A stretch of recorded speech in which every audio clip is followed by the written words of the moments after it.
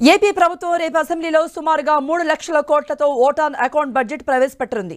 ఎన్నికలకు ముందు ప్రవేశపెడుతున్న ఈ ఓట్ ఆన్ అకౌంట్ బడ్జెట్ పై ఆర్థిక శాఖ మంత్రి బుగ్గన వారం రోజులుగా అధికారులతో కసరత్తు చేసి ఓ రూపిచ్చినట్టుగా సమాచారం.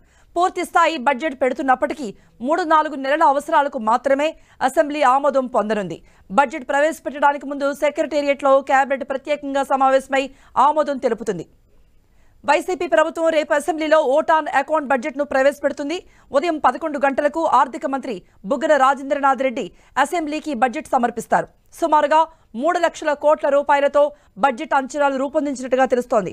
బడ్జెట్ అంచనాలకు సంబంధించి డిసెంబర్లోనే అన్ని శాఖల నుండి వివరాలు తీసుకున్నారు.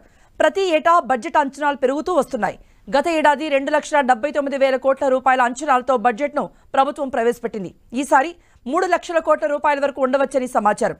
ఎన్నికలకు ముందు ప్రవేశపెడుతున్న బడ్జెట్ కావడంతో వచ్చే ఆర్థిక సంవత్సరంలో మొదటి 3 లేదా 4 నెలల కాలానికి అవసరమైన అంచనాలకు మాత్రమే అసెంబ్లీ ఆమోదించనుంది.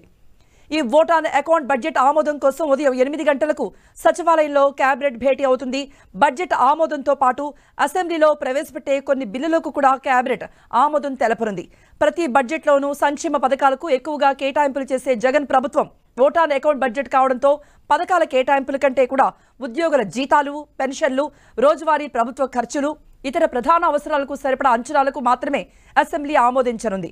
ఎన్నికల తర్వాత కొత్త ప్రభుత్వం ఏర్పడిన తర్వాత జరిగే అసెంబ్లీ సమావేశాల్లో పూర్తి స్థాయి బడ్జెట్ ఆమోదం పొందుతుంది.